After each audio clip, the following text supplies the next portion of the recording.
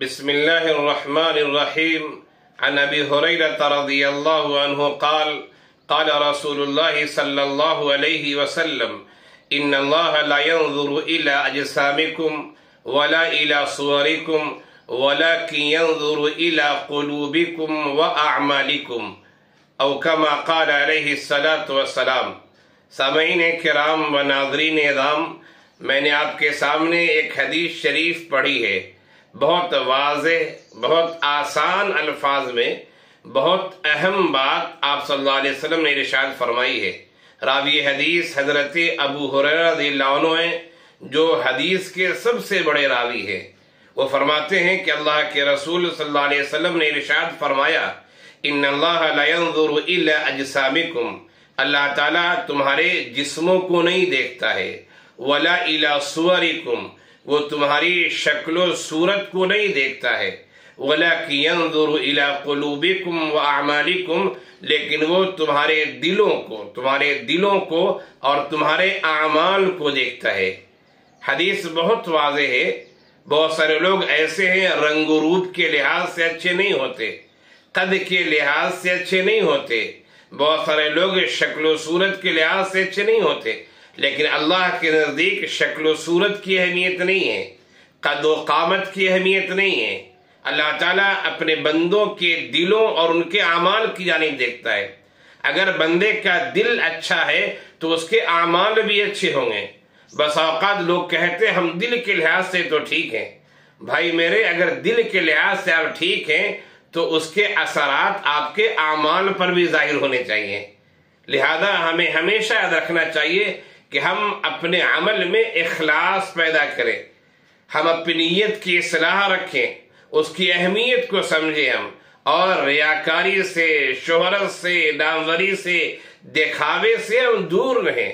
آپ خیر کا کام تو کر رہے ہیں لیکن آپ کا دل خیر کی طرف مائل نہیں ہے۔ آپ کو شہرت چاہیے، ناموری چاہیے، دکھاوا چاہیے تو آپ کو شہرت مل جائے گی، لیکن اللہ تعالیٰ نے آپ کے دل کو دیکھا ہے، دل کے اعتبار سے آپ مخلص نہیں ہیں۔ آپ صدقہ و خیرات کر رہے ہیں، آپ چاہتے ہیں لوگ ہمیں فیاض کہیں، سخی کہیں، آپ اچھی تقریر کر رہے ہیں، اچھا بیان کر رہے ہیں، واعظ و نصیحت اچھی طرح کر رہے ہیں، لیکن آپ کے اندر چاہت یہ کہ ہمیں لوگ اچھا خطیب کہیں، اچھا بیان کرنے والا کہیں، لوگ ہمیں پروگرام میں بلائیں اور ایسا استقبال ہو، ویسا استقبال ہو۔ یعنی دل کے لحاظ سے ہم نے اپنی نیت اچھی نہیں رکھی ہے تو اللہ تعالیٰ ہمیں ان اعمال پر ثواب نہیں دے گا۔ کچھ دنیاوی فوائد ہو سکتے ہیں، کچھ ٹیمپروری وقتی اور عارضی فوائد ہو سکتے ہیں، لیکن اللہ تعالیٰ ہمیں ثواب نہیں دے گا۔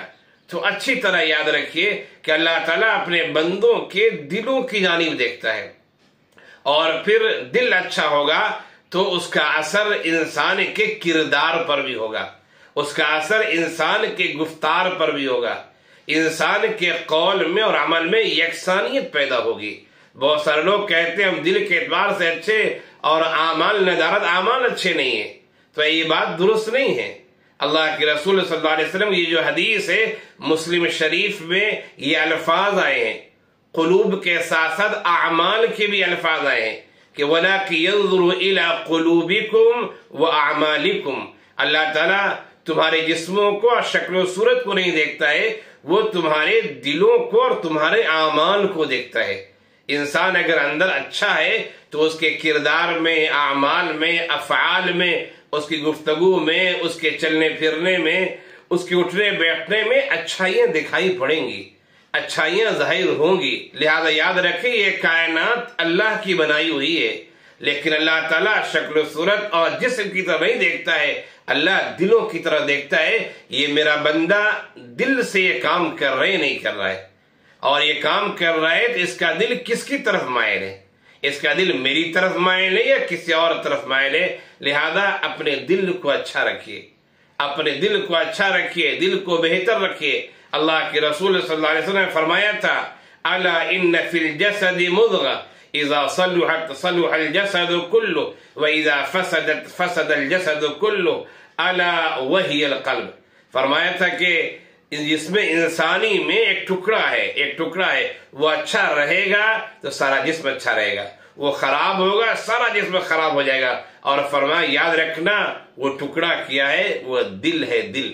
لہذا ہمیں اور آپ کو چاہیے کہ ہم اپنے دل کو اللہ کی طرف متوجہ رکھیں، ہم اپنے اعمال میں اخلاص پیدا کریں اور خالص اللہ کے لیے کام کریں۔